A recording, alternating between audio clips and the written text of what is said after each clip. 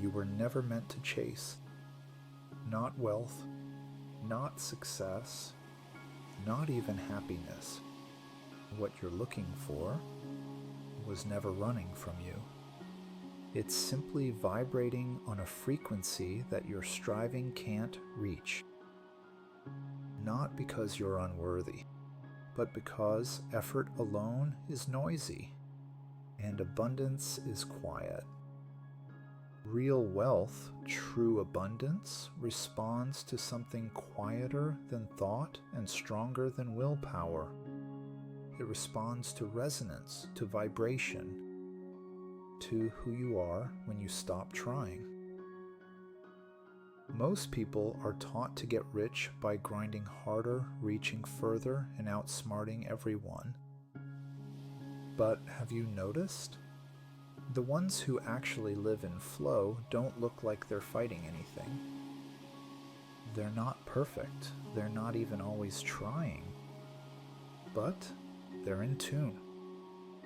And because of that, they're magnetic. You've felt it, haven't you? When you're at peace, when you trust the unfolding of things, when you're grateful for no reason, life tends to meet you differently. Doors open, ideas click, the right people show up. Money finds you without panic. That's not a fluke, it's a signal. It means you've briefly stepped out of lack and into alignment. Wealth isn't about collecting more. It's about clearing the noise, dropping the static of I need to have, and returning to the signal of I already am. You don't manifest money by obsessing over money. You manifest it by shifting your relationship to it. By tuning your emotions, your state, your sense of self to a reality where it's already flowing. Not just thinking rich, feeling abundant, being available for it. This is not positive thinking, this is inner physics. Your emotional state is electromagnetic. Your nervous system broadcasts what you believe is true. And the world, like a mirror, doesn't give you what you want. It reflects who you're being. So when you embody stress, fear, or lack around money, you're vibrating out scarcity. And the world responds accordingly, not to punish you, but to keep you congruent. To be wealthy is to become emotionally fluent in the frequency of ease, sufficiency, and trust. To normalize those feelings until they no longer feel like fantasy, but like home. But what about the blocks, the guilt, the shame? So many of us carry silent programs, hand-me-down beliefs about money being bad or selfish or corrupting. We've learned to associate wealth with danger, unworthiness, or disconnection. That's not your fault, but it is your invitation to unlearn what never belonged to you, to release the shame that says, I'm not the kind of person who gets to have this. Because guess what? You are. You're not asking for too much. You're asking from too little. So stop begging the universe for scraps. Stand in the frequency of someone who knows what they're worth, even if the world hasn't caught up yet. This is not about pretending to be rich. It's about practicing the feeling of sufficiency until it becomes embodied truth. You begin to move differently, not with desperation, but with inevitability. You're not hoping it will work out, you're assuming it. Not with arrogance, with alignment. Because the version of you who already has it doesn't doubt it, doesn't chase it, doesn't panic. They breathe. They receive. They radiate.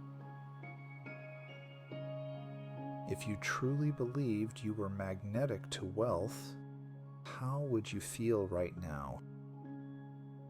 Would you need to rush, to impress, to push harder? Or would you allow the signal of ease to do what force never could? Every time you soften into trust, you invite the invisible gears of life to turn for you. Not in blind faith, but in resonance. This is the invisible technique. You don't chase what you want. You become what it's drawn to. This is the quantum reversal. Instead of reaching outward, you reach inward until your inner state becomes the dominant vibration. Until you're no longer reacting to the world is reacting to you. Do you understand how powerful that is? You're not the echo, you're the origin, you're the signal. You're the one the outer reality shapes itself around. So, what happens if you stop waiting for wealth to show up and begin moving like it's already here? How would you breathe? Walk. Create. Respond. Try it, even for one day. Let your nervous system remember what safety feels like. Let your imagination fill in the gaps. Let your emotions dress you in worthiness. Don't look for abundance. Look from abundance. Because when your internal state says, "I already have enough," life echoes back with even more. It always has. It always will. Not because it rewards good behavior, but because resonance is law. You don't become magnetic by chance.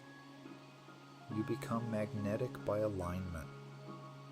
And alignment is always an inside job. If this stirred something in you, and you're ready to actually become the magnet we've been speaking of, click the video link on your screen, and I'll help you get started in the right direction.